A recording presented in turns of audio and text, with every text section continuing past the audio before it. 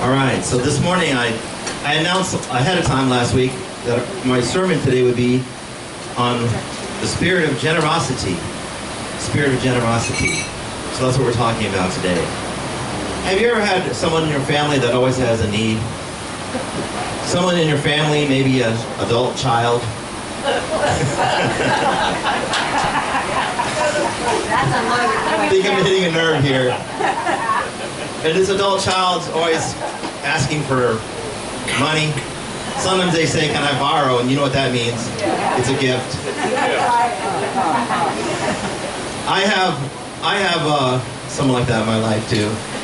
But I've got a few that I help out here and there, but one particularly I help out a lot.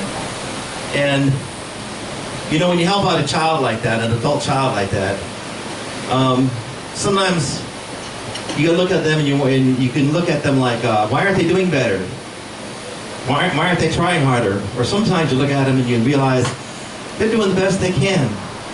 With what they've got, they're doing the best they can. And that's the case with my son. He's doing the best that he can right now.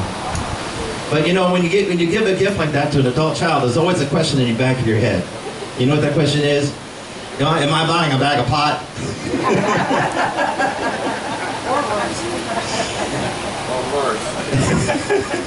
Or worse. But you know, when we give a gift, it's the giving that's important. We can't control what's done with the gift. We can't control the person we're giving to.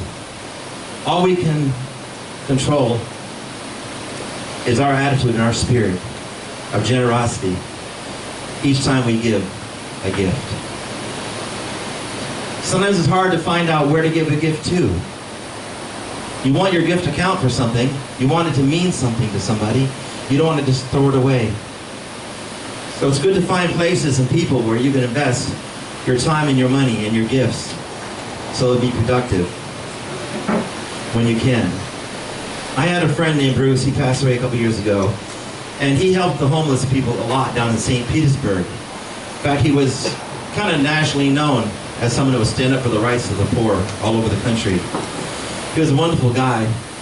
And people said to him one day, "If you're handing out money to the people on the streets, how do you know they're not just buying a beer with it?" And he said, "If I was out there sleeping on the streets like that, I'd need a beer too." You know, you never know what you're giving. I did a gig night before last, and this kind of thin lady, older lady, nice lady, I came over and started talking to her, and she said, "I used to go to your church when you were at the farm, the Batten farm, years ago." And she said, "I was so blessed, and I cried almost every Sunday." I said, "Well, so do I." And she was so thankful for the gift that she had received for attending our church years ago. She still remembered. She still said it affected and changed her life. We got another friend. Now, I'm going to talk about him only because he's not here. I don't want to talk about the people that are here. I don't want to steal their reward, you know. But we have a friend named Rick. And whenever we feed the homeless people on Monday nights, different people take turns providing the food. Like Kenny and Barb and Jen, and sometimes once in a while myself and my wife. Well, myself. My wife doesn't like to cook, so I have to admit it's mostly me that does that. But Rick does this. He keeps $5 bills in his van. He has an old van, old beat-up van. You'd think he was homeless if all you saw was him in his van. Sorry, Rick. Hopefully he won't watch this. But he'll keep $5, and when he sees somebody on the streets that's asking for a donation, he'll give them $5. So giving is so important. And like I said, we can't always be responsible for what's done with it or where it goes. But a gift given in love always will have good results. Always. If nothing else, the person receiving it understands that you care about them, that you love them, and they're important to you. So I got some Bible verses this morning and a few more stories for you today. There's so many stories I could tell you about generosity and the blessings that come from generosity. But like I said, I don't want to steal anyone's reward, so I'm surrounded by people today that are generous and kind and give regularly to help others. But We'll come to a verse later that tells us not to be bragging about it, but we're just thankful for it. 1 John 4:20. Here's an important verse. If anyone says, I love God, I just love God, praise God. I'm editorializing a little bit. And he hates his brother, he is a liar. You know those people that will praise the name of God with their lips but still be hateful towards other people? Sometimes they're the worst. But here in the Bible it says that person is a liar. Who is the father of all lies? Satan. For if he who does not love his brother, whom he has seen, how can he love God, who he has not seen? So when you're around other people, you see them. And I think when that says see them, I think it's implying some empathy. You see, you understand them. You look into their eyes. You see them as a person. You see them as a human being. And you're filled with care and love and kindness to that person. So let me read that verse one more time. If anyone says, I love God, and hates his brother, he is a liar. For he who does not love his brother whom he has seen cannot love God whom he has not seen. In Galatians 5:13 it says this, you, my brothers and sisters, were called to be free. But do not use your freedom to indulge the flesh. Rather serve one another humbly in love. That's a great freedom we're giving. The freedom to serve other people. And how do we serve other people? Humbly and in love. Like I say sometimes, if you're putting money in the offering, only give what you can give joyfully. We only want happy money in our offering bucket. And that's totally optional. And most pastors, when they preach about giving, all they're really saying is, give to the church, give to the offering bucket. But today, as always, I'm telling you, give generously everywhere you go. And what you put in the offering bucket is just one part of your giving that you do as a Christian. Galatians 5:14. Hey, it's the very next verse. For the whole law is fulfilled in one word. You shall love your neighbor as yourself. But that's the strongest thing to ask of people. Love your neighbor as yourself? Oh my Lord, what would happen to the world if we loved our neighbors as we love ourselves? That seems almost impossible, doesn't it? But that's what the Bible asks us to do. This was written by the Apostle Paul. And he says, you shall love your neighbor as yourself. But we know that Jesus Christ himself taught us those exact same words. And said, do unto others, and you would have others do unto you. I know I've had times where I was down and out. And I needed a little help a couple times in my life. Like the time I was driving home from Georgia, and I was very poor. I used to be very poor. People don't, I think most of you know that by now. I spent about 20 years being very, very, very poor as an adult, not as a kid. And I was driving home. I had a rich girlfriend at the time, and we were going on a vacation up in the North Carolina mountains, and we had a little disagreement. So I decided I would just head home back to Florida. So I jumped in my old pickup truck, and I started driving back to Florida. Well, I didn't have any money. I didn't have a debit card. I didn't have any of that kind of stuff. My girlfriend was rich. She was paying for the trip. I get down to almost no gas. I was like, okay, I gotta pull over before I run out completely. I pull over on the side of the road, got my guitar out. This is on the interstate. Opened the back of my truck and sat on it, started playing my guitar. Wasn't 10 minutes, somebody pulls over. Says, man, you okay? Can I help you? I said, well, I just need some gas to get back to Florida. One good tank of gas. And when I get there, I'll send you money back, you know. He said, well, don't worry about sending me money back. He followed me to the gas station on the next exit, and he filled me up with gas. So there God really sent somebody to help me. Now, you know many times I've given people gas money since then. Quite a lot of times. Quite a lot of times. But God takes care of us. And when you have a spirit of generosity, and you're always giving, it's easy to see and understand how God gives back to you. That he takes care of you. And he will take care of you in every situation. Matthew 25:40. This is the words of Jesus. Truly, I tell you. Truly. In other words, I might have lied to you about everything else, but this is the truth. No, Jesus was just putting a real emphasis here, how true and important this is. Truly, I tell you, whatever you did for one of the least of these, my brothers and sisters of mine, you did it for me.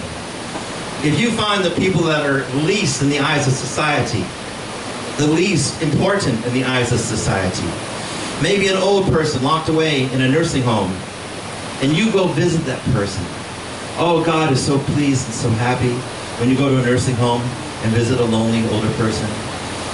If someone's locked away in jail, we consider them the least of society to a point where we don't even want them to be free. We lock them up for whatever reasons. But God is so pleased when you go visit and care for a person in jail. Whatever you would look at as the least of these, maybe the poorest people that you know, maybe someone you see on the street, when you take care of that person in any way, God says you're doing it for me. Wow, what a wonderful, wonderful verse that is. We think about that every day. Everything we do for others, we're doing it for God. I'm sure you would help God if he was out of gas on the side of the road. Matthew, Jesus said this, chapter 6. When you give to the needy, do not sound the trumpet before you, as the hypocrites do in the synagogues and in the streets, that they may be praised by others. Truly I say to you, they have received their reward. But when you give to the needy, do not let your left hand know what your right hand is doing. Some people like to give as a way of showing off, right? Oh, look at me. Look how caring and loving I am. Look how good of a Christian I am. Look at how much I'm giving. They want to get attention, and they want to get respect, and they want to be noticed for what they do. But Jesus tells us very clearly, that's not the way to give, right? Most of our giving is done in secret. You know, as a pastor, one of the contradictions I have to kind of deal with is, number one, I want to be a good example to my people. I want to not be a hypocrite. I want to do what I'm asking them to do. I want to do it in my own life. But on the other hand, I do want to hold up a good example, but I also don't want to tell you too much good things about myself, because then I'm just bragging. So I just want you to know that I have found in my life the blessings of being generous to others. And I can tell you what, there's people sitting all around me, like I said earlier, especially the people I know the best here, the ones I hang out with every day. If you understood what they do for others and how much they give of their time and their money, you'd be shocked. And then some of you that I don't know as well, I know you're the same way. That's one thing I love about this church. This is a generous and caring church. God is so pleased, so pleased. Now let me go to my next page. I'm not going to go too long today because it's going to rain. Around 11. Jesus looked up and saw rich people putting their gifts in the offering box. Well, that's nice. That's good. Right? And he saw a poor widow put in 2 small copper coins. 2 pennies. And Jesus said, truly I tell you, this widow has put in more than all of them. For they contributed out of their abundance, but she out of her poverty gave all she had. That says a lot right there. Sometimes poor people are more generous than rich people. Have you ever noticed that? Yeah. I've been around a lot of poor people in my life. And I've been around a lot of rich people. Through my career as a musician, especially as a music teacher, I've gotten deeply involved in the families of some very wealthy people. I went on trips and vacations with wealthy people. I practically raised their kids in some cases. One kid I raised from 3rd grade all the way through college. I say raised, I mean as a music teacher. And just being really involved in their lives. I've been around a lot of rich people. And I've been around a lot of poor people. You know, there's people that I know that look at me like I'm the rich guy they know, which sounds kind of crazy to me. But I got a nice home and a couple of cars in the driveway, a beautiful wife. I am rich. I'm so blessed. But I said to one of my rich friends one day, he's a doctor, a heart surgeon. I said, Jeff, to me, you're a really, really, really rich guy. You know, they bought a house on Brightwaters Boulevard in St. Petersburg. That's the most expensive piece of land in St. Petersburg. They bought a house there and tore it down and built a mansion where the old house used to sit. I said, Jeff, I gotta tell you something. I have friends that see me as the rich person they know. And I let those friends know if they ever need any help, you can ask me. I also let my friends know if we're going out to eat or doing something together, I'm paying. Just assume I'm paying. I said to Jeff, I expect the same thing out of you. And sure enough, Jeff took me, I mean, I went on a lot of doctor trips with him, you know, and we went up to different states. We went to Washington, D.C. and Minneapolis and New York City and Philadelphia and Miami. We went all over the place. And we would do some music together at the doctor meetings. And I got treated to some fabulous meals. It was really cool. Excellent. So I really appreciate him. So the point I'm trying to make here is that rich people can be very generous. There's a prejudice out there that rich people are stingy. Not necessarily. Not necessarily. Mm-hmm. I want to tell you about poor people too, because this verse talks about poor people giving all that they have. You know, some poor people will give you the shirt right off their back. I mean, literally, if you need it. I mean, you can tell Michelle's worked with a lot of really poor people. She will tell you how generous they can be and kind to each other. Totally. I had this one homeless friend when I lived in St. Pete. He was a tall black guy, about 50 years old or so, and very nice to talk to and very smart guy. And he appreciated our relationship. So one day I'm taking a walk at night around near my house where I lived. There was a lake. And I'm taking a walk around. And I was a little down about something. I don't remember what it was. I was just a little down.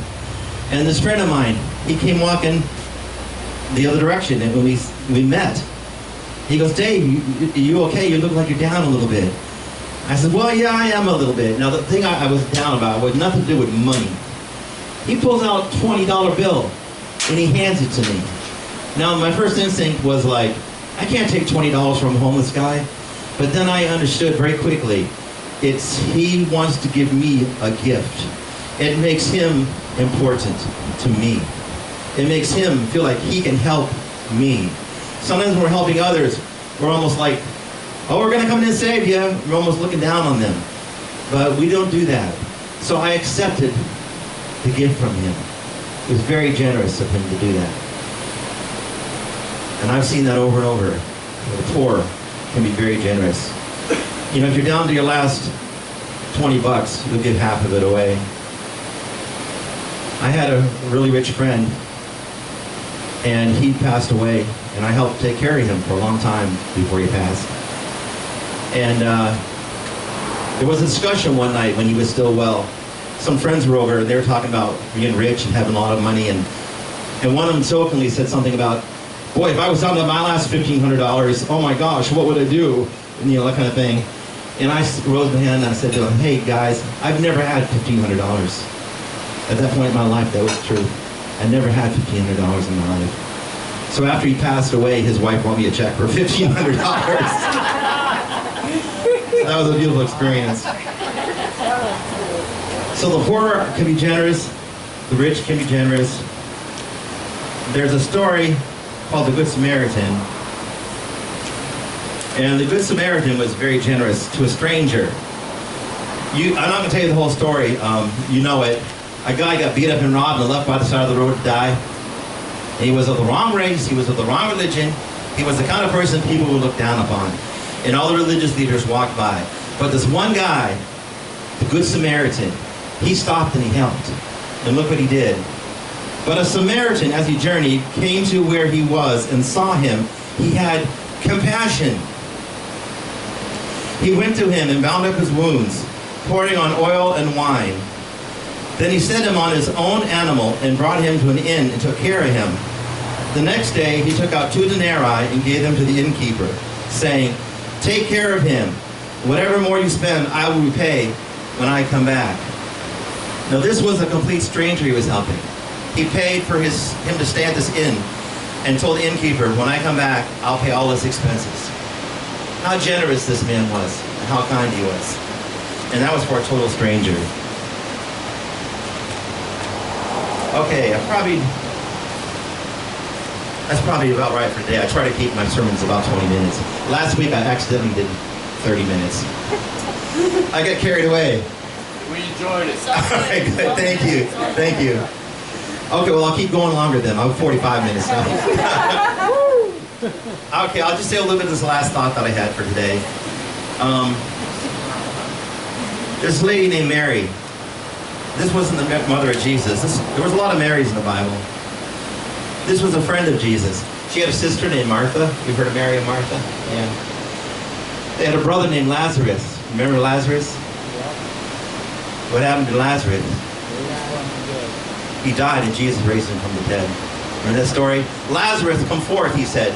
3 days in the grave, and Lazarus comes out, walking and living. Did you know there was a plot by the authorities to kill Lazarus after that? A lot of people believed in Jesus because he rose Lazarus from the dead. So the authorities that were opposed to Jesus, they had a plot to murder Lazarus. So he couldn't stand up and say, I was raised from the dead. They could say, oh, he's still dead. It never happened.